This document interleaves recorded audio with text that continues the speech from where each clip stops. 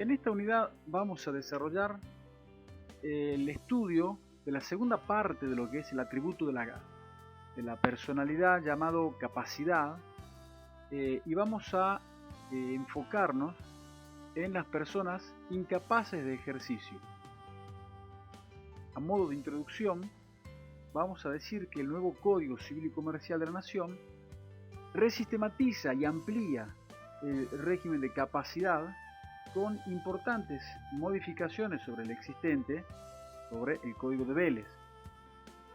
Si bien la capacidad es un atributo caracterizante de la personalidad, el Código de Vélez no le dio un tratamiento sistemático, es decir, no creó un sistema referido a la capacidad como atributo de la personalidad, sino que la trató episódicamente, o sea, por episodios, por cada caso de incapacidad en función de cada categoría. Así reguló a las personas por nacer, a los menores en los artículos 126 a 139, a los que se llamaban en aquel momento, en aquella regulación, dementes e inhabilitados, y por último a los sordomudos. En cambio, el Código Civil y Comercial de la Nación aborda este tema a través de un tratamiento sistemático y regula íntegramente el tema dentro del título 1 del libro primero, justo a continuación de la regulación del comienzo de la existencia de la persona humana. Lo hace en el capítulo 2 del título 1 y abarca la regulación de este tema desde los artículos 22 hasta el 50. Al regular a través de un sistema, no a través de supuestos, el Código Civil y Comercial de la Nación nos presenta 3 secciones, es decir, tiene una metodología sistemática en la cual la primera sección está referida a principios generales, desde el artículo 22 al 24. La segunda sección con el régimen de la menor edad, y la tercera está referida a las restricciones a la capacidad de ejercicio y las cuestiones relativas a las mismas.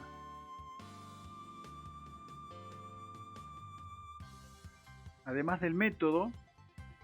el nuevo código es novedoso porque se funda en el principio de convencionalidad en la materia, es decir, recetando los paradigmas y principios que sobre la materia se encuentran ya regulados en las convenciones internacionales que fueron incorporadas a nuestro ordenamiento jurídico junto con la reforma de la Constitución del año 1994. Especialmente el código atiende a la Convención sobre los Derechos de los Niños, Niñas y Adolescentes y a la Convención sobre los Derechos de las Personas con Discapacidad. En el mismo sentido, también se recetan los principios que ya estaban regulados en la Ley de Salud Mental, la número 26C57 del año 2010, que a su vez remite a las normas de la Convención para Protección de Enfermos Mentales. El código prevé 2 categorías: las personas con incapacidad declarada, que se le aplica un sistema de representación similar al que tenía Vélez Sarsfield, y las personas con capacidad restringida, que tienen un régimen de asistencia. Aquí debemos explicar que en el sistema de representación, el representado no expresa su voluntad, ya sea o porque no puede, por ejemplo en el caso de las personas que no pueden comunicarse de ningún modo, tal vez por alguna enfermedad mental, o porque por su edad el código considera que no tiene el grado de madurez suficiente para expresarla por sí mismo. En cambio, en la asistencia, quien expresa y manifiesta su voluntad jurídica es el propio sujeto del derecho, pero debe completar dicha manifestación con la asistencia de su asistente, valga la redundancia. Si éste no presta su asentimiento junto con el consentimiento del asistido, el acto jurídico no tiene validez legal.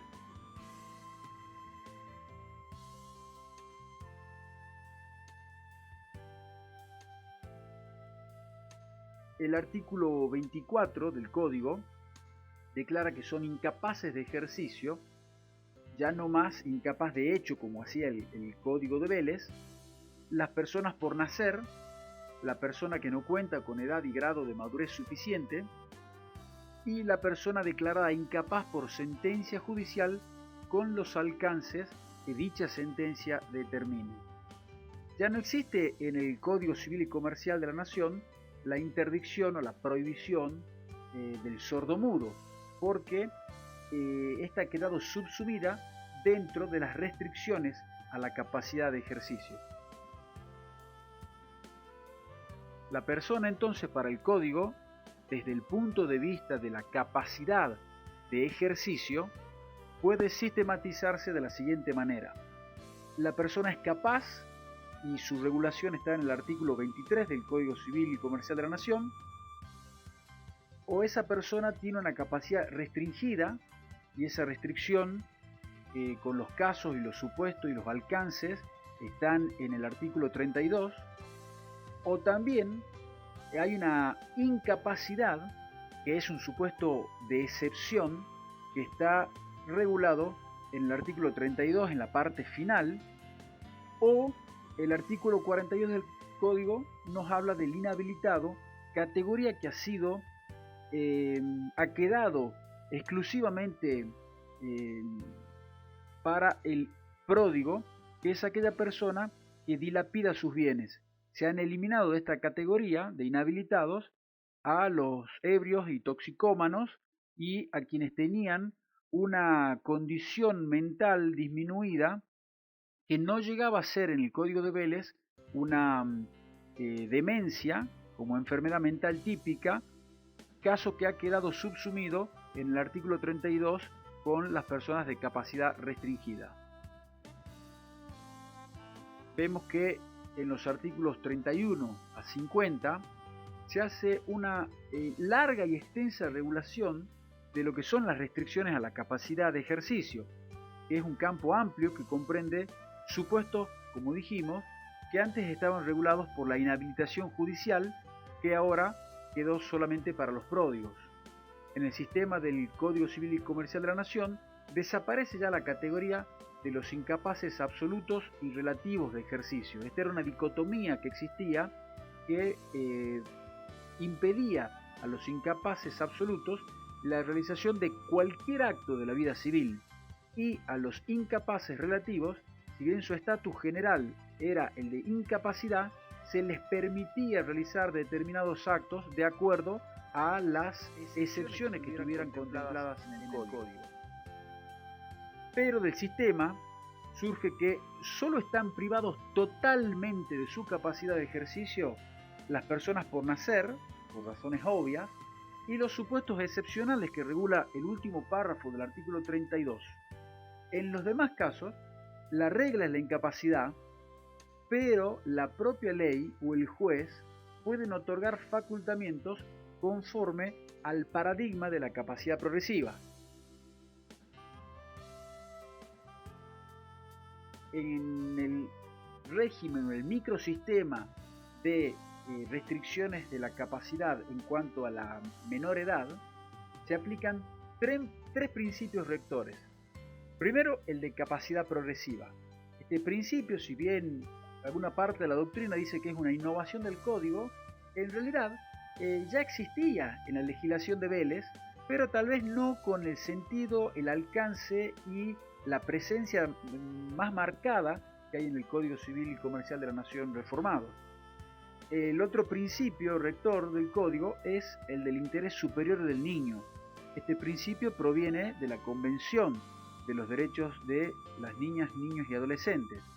Y por último, como derivado del principio anterior, está el derecho del menor de edad o a participar en las decisiones sobre su persona, que surgen ya en la Convención sobre los Derechos de los Niños, Niñas y Adolescentes, como dijimos, y de la Ley 26061, sancionada en el año 2005, sobre protección integral de los derechos de las niñas, niños y adolescentes, que fue dictada como consecuencia de la suscripción de la Nación Argentina de la Convención Internacional. El artículo 26 del Código Civil y Comercial de la Nación, reformado en su primer párrafo, sienta la regla en materia de capacidad de ejercicio respecto de los menores de edad. Esta es la regla: los menores ejercen sus derechos a través de sus representantes, lo que significa que no pueden ejercerlos por sí mismos en forma autónoma e independiente. No estamos acá hablando de capacidad de goce, no estamos hablando de la capacidad que tiene toda persona de ser titular de relaciones jurídicas, sino estamos hablando a la capacidad para ejercer los derechos por sí mismo, con independencia, con autonomía y sin necesidad de la asistencia o la representación de otra persona. Aquí fue debatido en doctrina y se discutió si los menores de edad son, según el nuevo sistema del código, que abandonó la fórmula tradicional de Vélez-Sarsfield, de que los menores de edad eran incapaces absolutos. De hecho, los menores de 14 y los mayores de 14 seguían siendo menores de edad, pero eran incapaces relativos. Se discutió en doctrina si el actual código establece que los menores eran por regla incapaces con permisiones o por reglas capaces con restricciones. Pensamos que de la interpretación armónica del artículo 100, que establece que la regla general es que las personas incapaces ejercen por medio de sus representantes los derechos que no pueden ejercer por sí, y o conjuntamente con la interpretación del artículo 26, primer párrafo, que establece que los menores ejercen sus derechos por medio de sus representantes, surge claramente la regla básica que indica que los menores son incapaces de ejercicios por estatus general. Ahora bien,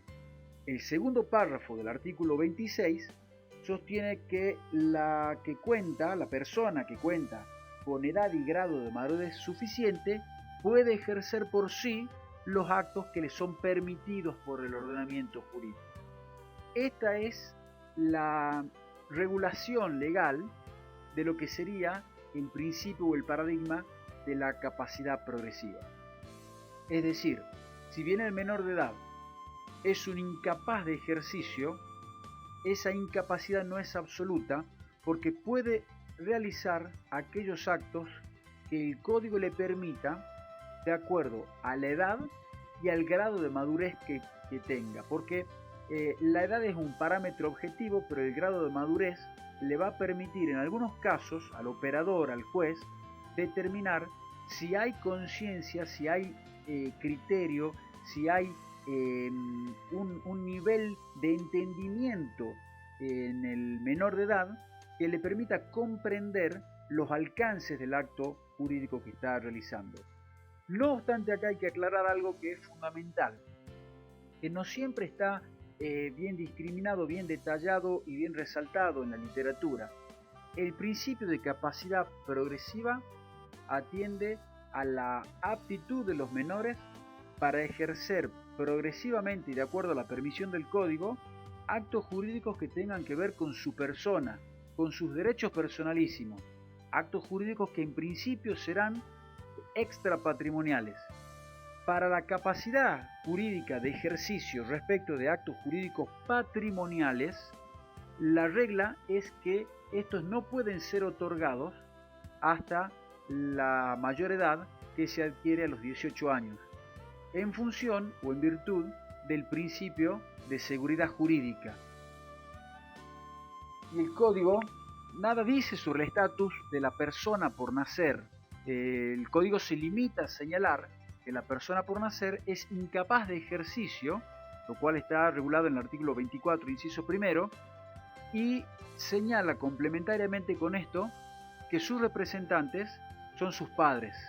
que lo que surge del artículo 101, inciso primero. Obviamente, el nasciturus, la persona por nacer, es incapaz de ejercicio porque no puede actuar por sí mismo debido a una limitación física funcional que viene de su desarrollo, lo cual no merece mayores explicaciones o análisis. El código habla solamente de la incapacidad de ejercicio y no dice nada sobre la capacidad de goce. El código suprime lo que fue duramente criticado durante mucho tiempo, que era la cuestión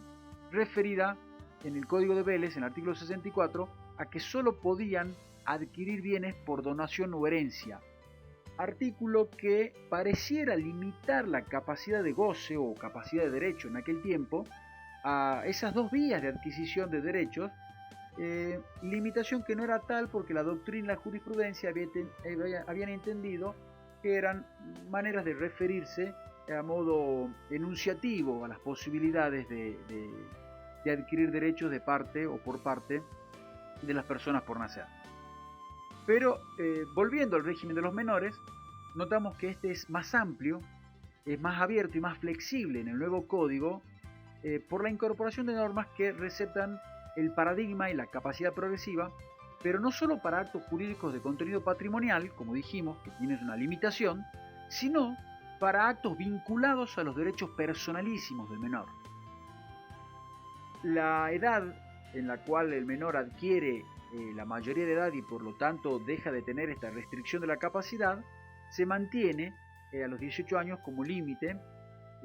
lo que surge del artículo 25, que ya era derecho vigente en nuestro país. En el Código de Vélez era primero los 22 años, luego se modificó y pasó a ser la mayoría de edad a los 21. Y por ley 26.579 del año 2009, la mayoría de edad se adquiría a los 18 años. Con este nuevo código se modifica la distinción entre menores impúberes y menores adultos que traía el Código de Vélez, cuyo límite está dado, como ya lo dijimos, en la edad de 14 años. En el código actual se establecen dos categorías: desde el nacimiento hasta los 13 años, donde encontramos a los niños y niñas propiamente dichos, y a partir de los 13 años se es menor adolescente. Para el código, los menores de 13 años ya no son más incapaces absolutos, como lo decía el artículo 54, inciso segundo del Código de Vélez. Este es un criterio que a nuestro juicio es acertado porque vemos que a lo largo del código existen excepciones a la regla de incapacidad, ya que aún siendo menores pueden celebrar válidamente ciertos actos jurídicos, como ser los siguientes en esta nómina de ejemplo que hemos preparado.